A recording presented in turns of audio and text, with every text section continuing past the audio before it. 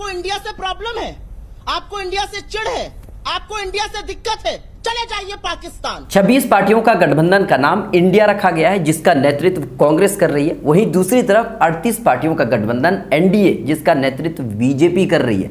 इस बार 2024 में India versus NDA होगा, पर विपक्ष के गठबंधन का नाम इंडिया रखे जाने से कुछ लोगों को बदहजमी हो गई है। कई सारे लोग अब हिंदुस्तान को इंडिया भारत के बीच बांटना शुरू कर दिया है। लोग पानी पी पी करके इंडिया अंग्रेजों का दिया हुआ नाम बता रहे हैं, लेकिन ये लोग थक नहीं रहे। पता नहीं कौन सा टॉनिक पीते हैं और विपक्षी पार्टियों को अंग्रेजों की औलाद बता रहे हैं। असम के बीजेपी मुख्यमंत्री हेमंत बिस्वा शर्मा ने अपने ट्विटर हैंडल पर जहां पहले इंडिया लिखा हुआ था वहां भारत कर दिया है। फोटो में दिखाया गया है, आप देख पा रहे होंगे। पर अफसोस की बात यह है कि सीएम हेमंत शर्मा के ट्विटर हैंडल पर जहां लोकेशन दिखता है वहां गुवाहाटी इंडिया लिखा हुआ है। इसे सीएम साहब चेंज नहीं कर पाए और इनके बस की बात भी नहीं है।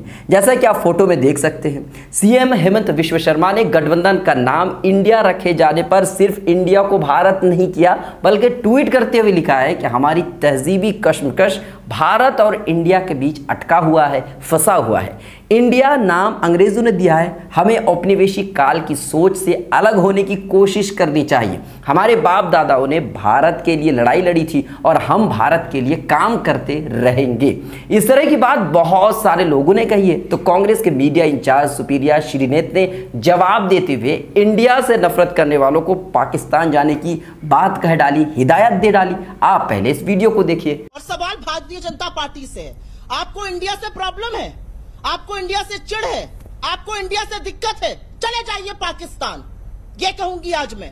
स्टार्टअप इंडिया, डिजिटल इंडिया, स्वयंअप इंडिया, फलाना इंडिया, खेलो इंडिया, तो क्या ये इंडिया गलत है? मुझे बताइए। आप भारत की बात नहीं करते हैं, आप देश की बात नहीं करते हैं, आप भारत की सरजमी की बात नहीं करते हैं। जब आप कहते हैं खेलो इंडिया, जब आप कहते हैं बढ़ेगा इंडिया, जब आप कहते हैं स्टार्टअप इंडिया, जब आप कहते हैं डिजिटल इंडिया, आप किसकी बात करते हैं?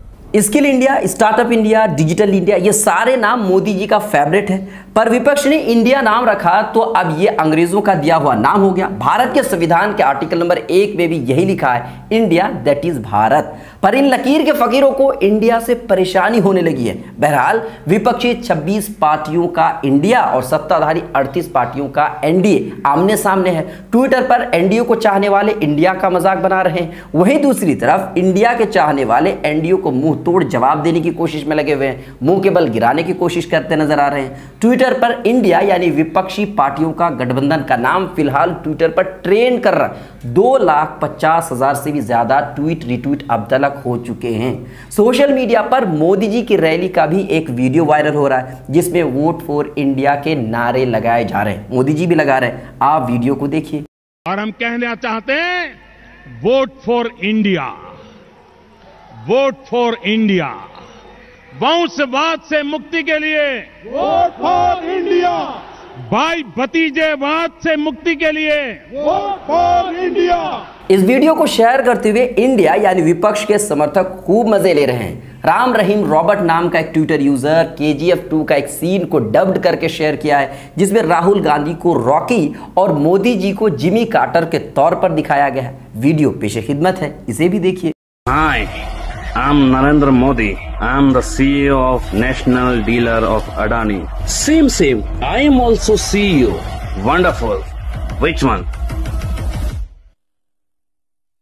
India.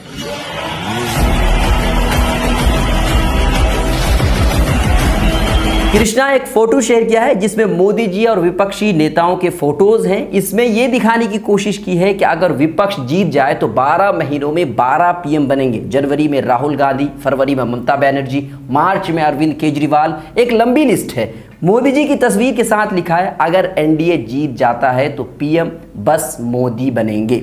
सुनंदा रॉय एक फोटो शेयर किया है, एक तरफ इंडिया दूसरी तरफ भारत लिखा है। इंडिया साइड में मुस्लिम लड़कियों की तस्वीर लगी है, लड़कियां बुर्के में हैं। वहीं भारत साइड में हिंदू लड़कियों की तस्वीर है और हिंदू महिलाएं दिया जलाती हुई दिखाई गई है। ये मोहतरमा यहां भी हिंदू मुस्लिम करने से बाज नहीं आई। इनके अनुसार बीजेपी जीत जाती है तो सिर्फ हिंदुओं को फायदा होगा और विपक्ष जीत जाती है तो सिर्फ मुसलमानों को फायदा होगा।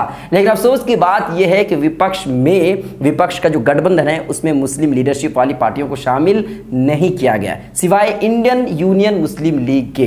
बहरहाल एक यूजर ने इस वीडियो को पोस्ट करके एनडीए को शक्तिशाली और इंडिया को पिद्दी दिखाने की कोशिश की है। आप इस पर क्या सोचते हैं? जो गठबंधन हुआ है 26 पार्टी वर्सेस 38 पार्टियों की, तो आप इस पर क्या सोचते हैं? 2024 में क्या कुछ होने वाला है? आप हमें कमेंट करके बताइए। वीडियो कैसी लगी? लाइक शेयर सब्सक्राइब जरूर करें।